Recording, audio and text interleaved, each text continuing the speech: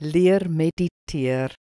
Joshua 1 vers 8 sê, hierdie wetboek mag nie uit jou mond wyk nie, maar bepeins dit dag en nag, sodat jy nougeset kan handel volgens alles wat daarin geskrywe staan, want dan sal jy in jou weë voorspoedig wees, en dan sal jy met goeie gevolg handel.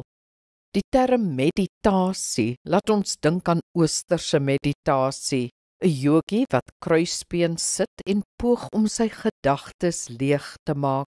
Die Christelike gebruik vir die term is egter iets anders. Meditasie, soos dit in die skrif voorkom, beteken bepeinsing, nadenke oor die woord. Dit is skrifmeditasie, iets wat elke Christen moet leer.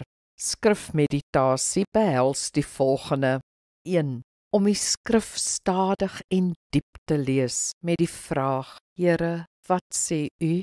2. Om die gedeeltes wat na jou toe kom, hoorbaar te herhaal. 3. Om daardie gedeeltes te bedink, dit rond te rol in jou gedagtes, verskillende perspektiewe daarop te oorweeg en verdere betekenisse te laat oopval. En 4. Om die toepassing daarvan op jou eie lewe te probeer verstaan, sodat jy nie net 'n hoorder van die woord sal wees nie, maar 'n dader. Kom ons bid saam. Heilige Gees, verlig my verstand en my denke, sodat ek die dieper waarhede van die woord, die verborgde skatte daarvan, sal kan onderskei.